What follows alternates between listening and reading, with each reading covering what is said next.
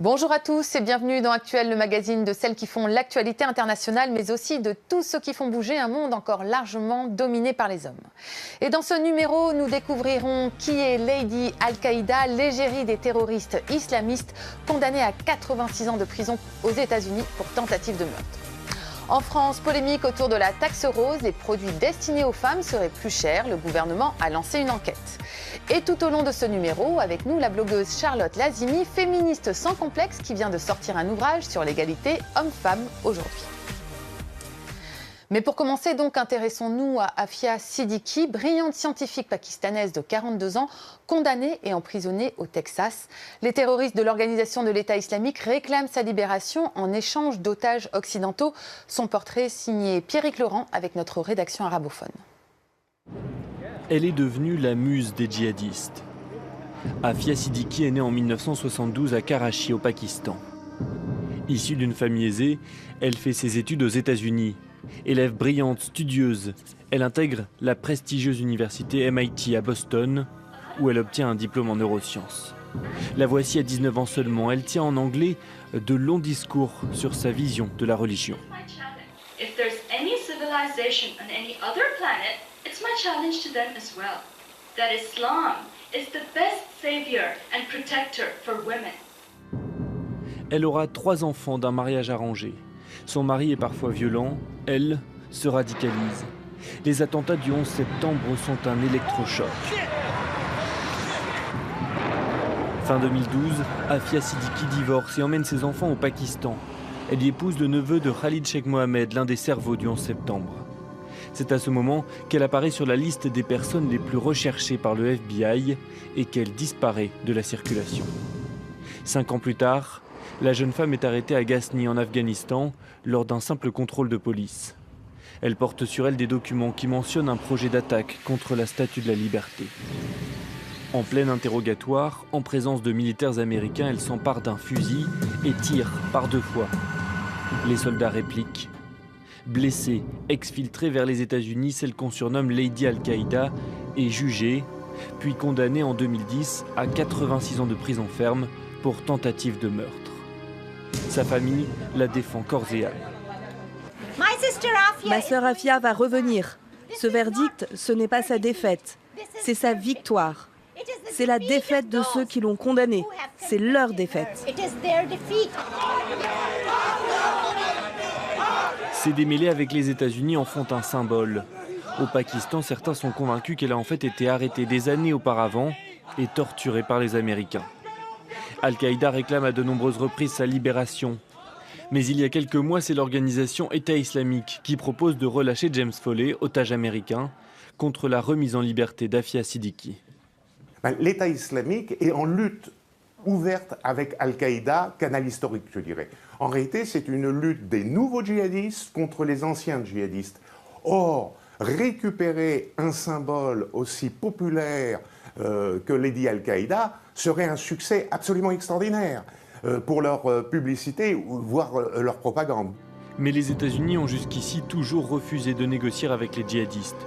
Aujourd'hui, à 42 ans, Afia Siddiqui purge sa peine dans une prison du Texas.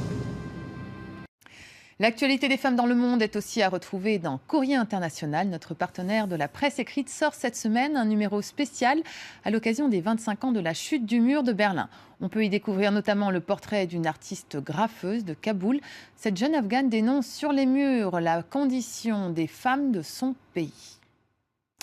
Charlotte Lazimi, bonjour. Merci d'être avec nous. Bonjour. Alors, la situation des femmes en France n'a certainement rien de comparable avec la situation des femmes afghanes. Néanmoins, on est quand même très très loin de la parité et de l'égalité. C'est ce que vous expliquez dans votre ouvrage « Toutes les femmes ne viennent pas de Vénus, l'égalité aujourd'hui » chez Michelon. Alors, avant d'en parler, 2 mots juste pour expliquer ce titre. Alors ça fait référence à un livre qui est aussi devenu une pièce de théâtre qui est bien connue, qui a été écrite par John Gray, qui s'appelle « Les hommes viennent de Mars et les femmes viennent de Vénus ». Et donc cet homme qui a... 50 millions d'exemplaires. Oui, qui a fait fortune, qui a sorti toute une série de les hommes viennent de Mars, les femmes viennent de Vénus, sous la couette. Enfin, on a eu plein de pour expliquer en fait qu'il y avait une différence essentielle entre les hommes et les femmes. Voilà, et puis il nous donne des recettes. Donc les femmes seraient plus douces, elles s'occuperaient de tout, les hommes seraient dans la compétence, dans la force. Et il nous donnerait des recettes pour essayer de fonctionner ensemble. la réalité, elle est quand même un peu plus complexe et on ne se reconnaît pas forcément dans ces cases. On essaye de mettre les femmes dans des cases et les hommes dans d'autres. Et c'était un peu un clin d'œil pour protester contre ça et dire non, toutes les femmes ne viennent pas de Vénus et d'ailleurs tous les hommes ne viennent pas de Mars non plus. Il peut y avoir un peu des qualités, il peut y avoir des femmes moins douces, des hommes plus doux et finalement ça n'a rien à voir avec le genre. Alors vous passez en revue divers secteurs, le sport, le cinéma, la politique ou encore le monde de l'entreprise et à chaque fois vous dressez le même constat, on est loin de l'égalité, il y a encore du sexisme. Pourtant en ce moment vous semblez dire que le féminisme a mauvaise presse. Au mieux, il est ringard, au pire, il est taxé même d'extrémisme. Pourquoi ?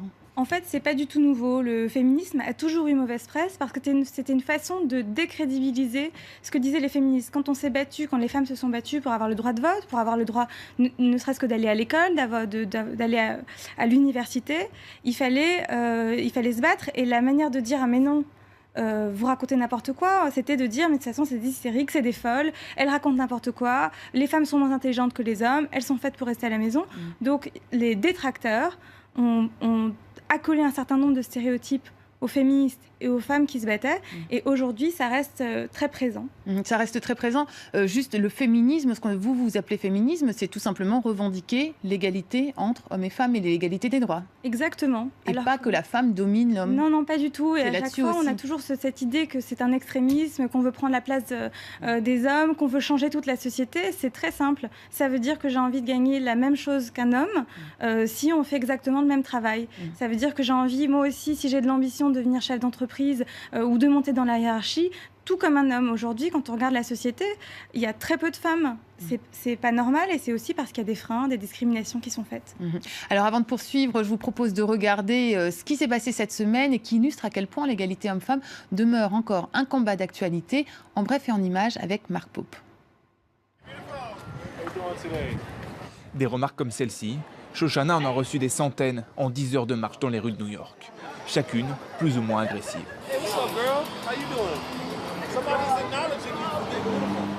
Équipée d'une petite caméra, l'actrice veut ainsi témoigner du harcèlement dont les femmes sont victimes dans la rue. Le clip, très populaire sur Internet, a beaucoup fait réagir. En bien comme en mal, la jeune femme a ainsi reçu des menaces de viol dans les commentaires de la vidéo. En France, être une femme coûte plus cher. C'est ce que révèle le collectif Georgette Sand qui a comparé les prix de produits du quotidien, masculin et féminin, ou de simples services. Et les différences sont flagrantes. Ainsi, 5 rasoirs pour femmes coûtent plus cher que 10 rasoirs pour hommes. Ou encore, le même déodorant revient 4 centimes plus cher à madame. Une disparité qui se vérifie aussi chez le coiffeur ou encore au pressing. Sur un an, cela représente 1 000 € de plus pour les femmes. Le gouvernement a lancé une enquête pour mesurer la réalité des écarts. Au moins 100 femmes vont siéger au nouveau congrès américain. Un record. Parmi elles, certaines se distinguent comme Mia Love, la première femme noire américaine à occuper un tel poste. Elise Stefanik, elle n'a que 30 ans. Elle va pourtant représenter l'État de New York, devenant ainsi la plus jeune femme élue. Maura Healey a de son côté décroché le poste de procureur général du Massachusetts, devenant ainsi la première personnalité homosexuelle à occuper un tel poste. Charlotte Lazimi, peut-être un mot de réaction à ces 3 sujets ou l'un de ces sujets ? Je voulais rebondir peut-être sur la taxe des femmes. En fait, c'est vraiment une double peine parce que non seulement on paye plus cher pour s'acheter des rasoirs, des produits de biens de consommation classiques, mais en plus on gagne en moyenne 25% de moins qu'un homme. Et les femmes gagnent beaucoup moins en général que leurs conjoints. C'est aussi les femmes qui sont les plus pauvres. 80% des personnes qui touchent le SMIC sont des femmes. Donc c'est vraiment une injustice flagrante. Et ce qu'il faut, c'est pas stigmatiser telle ou telle personne, c'est juste prendre conscience de ces inégalités pour pouvoir mieux lutter. Pour pouvoir mieux lutter. Alors tout à l'heure, on disait que le féminisme avait mauvaise presse. Finalement, en regardant les événements qui ont lieu dans la presse ou bien les réseaux sociaux, on a au contraire l'impression que le féminisme a plutôt le vent en poupe et en tout cas que le féminisme 2.0 est à la mode. Vous parlez d'ailleurs d'un nouveau champ d'action.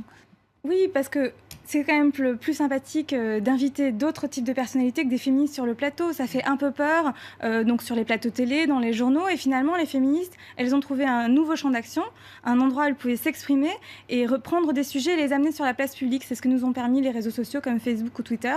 Et c'est ce qui permet aujourd'hui au collectif Georgette Sand, comme vous avez parlé, de nous parler de cette fameuse taxe des femmes qu'on appelle taxe rose. C'est ce qui permet effectivement de faire émerger certains sujets. Vous-même, vous avez d'ailleurs un blog et un compte Twitter, Les Martiennes. Je vous remercie beaucoup, Charlotte Lazimi. Je rappelle donc le titre de votre livre, Toutes les femmes ne viennent pas de Vénus, chez Michalon. Voilà, avant de nous quitter, un mot pour saluer Lydie Salver, la lauréate du prix Goncourt cette année pour son roman Pas pleurer, inspiré de l'histoire de sa mère pendant la guerre d'Espagne. Lydie Salver est seulement la 11e femme à avoir reçu ce prestigieux prix littéraire qui existe depuis 1903. C'est la fin de cette émission. Vous pouvez continuer à nous suivre sur Internet parce que Actuel, c'est aussi et surtout les réseaux sociaux. On y attend vos réactions et vos suggestions. Merci à toutes et à tous de nous avoir suivis. À très vite sur la toile.